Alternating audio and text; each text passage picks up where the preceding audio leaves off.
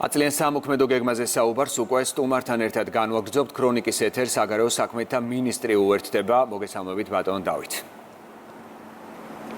მოგესალმებით, მადლობა მოწვევისთვის. დასავლური ღირებულებები და ქვეყნის დეოკუპაცია აგვისტოს ომიდან 13 წლის თავზე თქვენი უწყების 10 წლიანი გეგმა მოისმინეთ დღეს. რა ძირითადი პრიორიტეტები აქვს უახლოესი 10 წლის განმავლობაში საგარეო საქმეთა სამინისტროს მოკლედ რომ გავაცნოთ მაყურებელს. დიახ, მე დღეს წარვადგინე საგარეო პოლიტიკის 10 პრიორიტეტული მიმართულება 10 წლიან კონტექსტში და ვფიქრობ, რომ ჩვენი როგორც საგარეო სამსახურის ერთ-ერთი მთავარი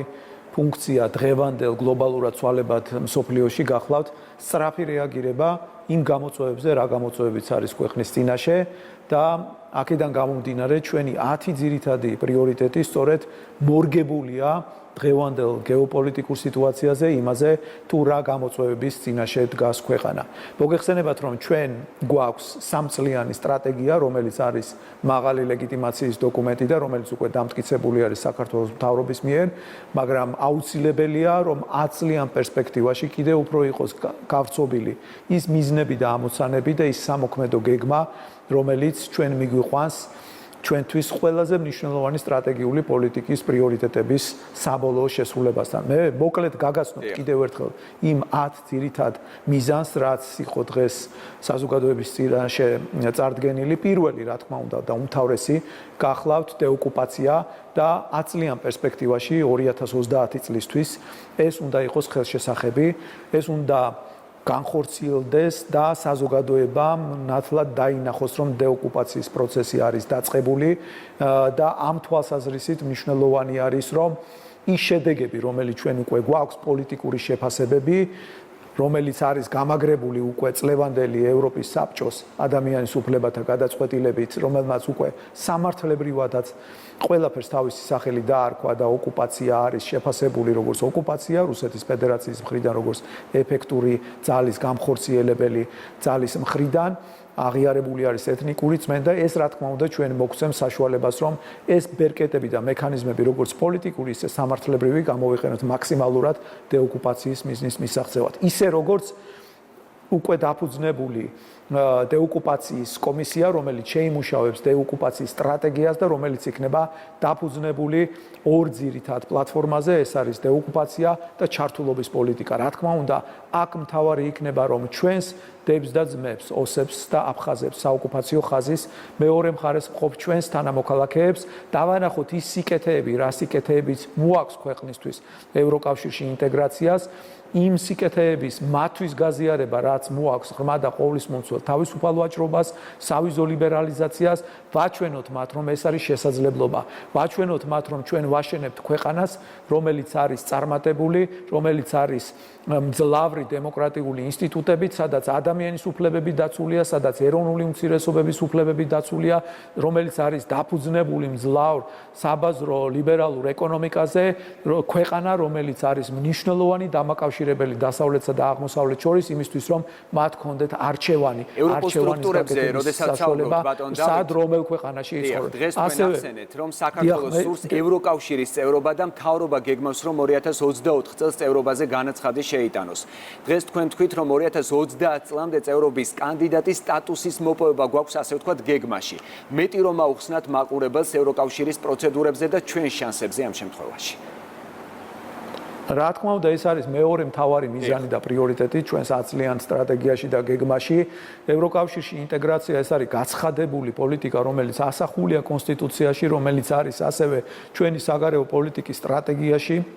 ასახული და ესევე პარლამენტის შესაბამის რეზოლუციებში და ხელისუფლებამ გააკეთა განაცხადი, რომ ჩვენ გვაქვს ამბიციური გეგმა 2024 წელს გავაკეთოთ ოფიციალური განაცხადი, მაგრამ რა თქმა უნდა ეს იქნება პირველი ნაბიჯი, რომელსაც შემდგომ უნდა მოყვეს 2030 წლამდე ქმედითი ნაბიჯები იმისთვის, რომ ჩვენ მოვიპოვოთ კანდიდატი ქვეყნის სტატუსი და ჩვენ უნდა გავხსნათ, მივახციოთ იმ მიზანს, რომ გავხსნათ მოლაპარაკებები ევროკავშირთან, მათ შორის საკანონმდებლო ჰარმონიზაციის კუთხით და ეს იქნება უმთავრესი პრიორიტეტი. რა თქმა უნდა, იგივე ევროკავშირში ინტეგრაცია უნდა იყოს დანახული ისე, რომ ის გვეხმარება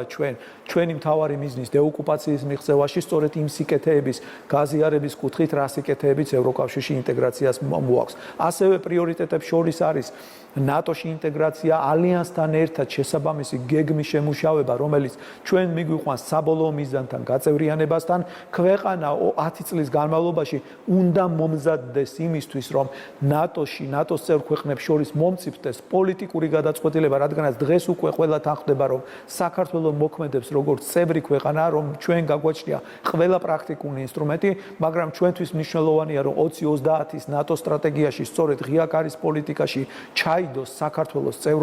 წევრობა, ისე როგორც მომავალ წელს დაგეგმილ ნატოს სამიტში ჩვენ მივახციოთ მნიშვნელოვან ხელშესახებ პროგრესს ნატოში ინტეგრაციის კუთხით. ასევე პრიორიტეტებს შორის არის ამერიკის შეერთებულ შტატებთან მტკიცე სამოკავშირეო ურთიერთობა, რომელიც ორ მნიშვნელოვან კომპონენტზე იქნება დაფუძნებული თავდაცვის უნარიანობის გამყარებაზე და გაძლიერებაზე და ასევე ეკონომიკური მიმართულებით ღრმა და ყოვლისმომცველი თავისუფალი ვაჭრობის შესახებ შეთანხმების მიღწევაზე და ამერიკის შეერთებული შტატებიდან კლავინდებურად ორპარტიული მხარდაჭერის უზრუნველყოფაზე, რომელიც მთლიანობაში უზრუნველყოფს ამ მტკიცე ალიანსის მიღწევას. გარდა ამისა, ჩვენ გვაქვს ძალიან ამბიციური გეგმები რეგიონში ჩვენი როლის წარმოჩენის თვალსაზრისით. მოგეხსენებათ, რომ საქართველოს პრემიერის ინიციატივით უკვე დაწყებული არის ეს შუამავლობის პროცესი და ჩვენ გვინდა, რომ საქართველოს თბილისი იყოს პლატფორმა ორ მეზობელ სახელმწიფოს შორის, რათა შეუქცევადი იყოს სამხრეთ კავკასიაში გრძელვადიანი მშვიდობა და სტაბილურობა და ის მნიშვნელოვანი გეოსტრატეგიული, გეოპოლიტიკური პროექტები, რომელიც კიდევ უფრო ზრდის ჩვენს ფუნქციას რეგიონში და რეგიონის მიღმა. რა თქმა უნდა, ჩვენ როგორც რეგიონალურ კონტექსტში ვსაუბრობთ, ასევე რუსეთთან შესაძლო პოლიტიკური მიმართულებით შესაძლო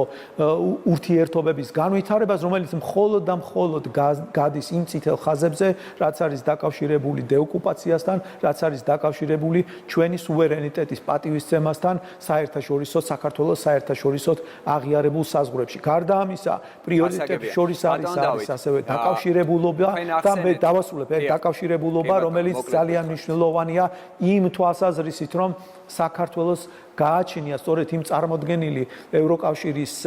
ეკონომიკური და საინვესტიციო პროექტის იმპლემენტაციის კუთხით, რომელიც განსაზღვრავს 3.9 მილიარდი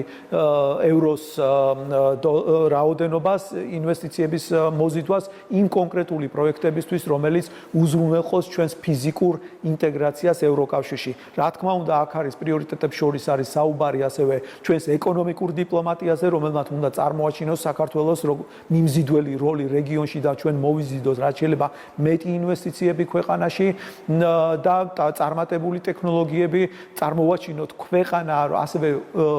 კულტურული დიპლომატიის თვალსაზრისით დიდ ფორუმებში და ღონისძიებებში მონაწილეობა, როგორც იყო მაგალითად ფრანკფურტის წიგნის ბაზრობა 2024 წელს ევროპალიაში ჩვენი მონაწილეობა და რაც ყველაზე მნიშვნელოვანია ასევე დიასპორასთან ჩვენი ურთიერთობა, მათი მეტი ჩართულობა, უზრუნველყოთ რომ საქართველოს ყავდეს მძლავრი დიასპორა და მათთან კავშირები, ღრმა კავშირები, რომლითაც ისინი უზრუნველყოფილი იქნებიან, ისინი მონაწილეობა მიიღონ ქვეყნის აღშენებლობაში. დრო გვაქვს მცირე, ამიტომ შევეცდები რომ ყველა კითხვა დავსვათ. თქვენი საუბრეთ დღეს ასევე ამერიკასთან თანამშრომლობის გაღრმავებაზე, ახლაც საუბრობდით ინტერვიუს დროს, როგორც ჩვენს უდიდეს სტრატეგიულ პარტნიორთან და მეგობართან ხაზი გაუსვით, რომ ამერიკასთან თავისუფალი ვაჭრობის ხელშეკრულების მნიშვნელობა არის საინტერესოც და სხვა, ასე ვთქვათ, მაღალ ნიშნულზეც აყვანილი. როგორია ჩვენი შანსები აი ამ მიმართულებით მომავალი 10 წლის განმავლობაში ამერიკა-საქართველოს ურთიერთობებზე რო გავაკეთოთ აქცენტი? რა თქმა უნდა, ამერიკასთან ძალიან მკაფიო და მჭიდრო სამოკავშირეო ალიანსის შექმნა ჩვენთვის უმთავრესი პრიორიტეტია და ამ მიზნის მიღწევაში ჩვენ გვეხმარება ის ფორმატები, რომელიც შექმნილია მემხედველობაში მაქვს ამერიკა-საქართველოს სტრატეგიული პარტნიორობის ქარტია, რომელიც მუშაობს 4 ძირითად მიმართულებაზე, რომელიც მოიცავს თავდაცვას და უსაფრთხოებას, რომელიც მოიცავს ეკონომიკურ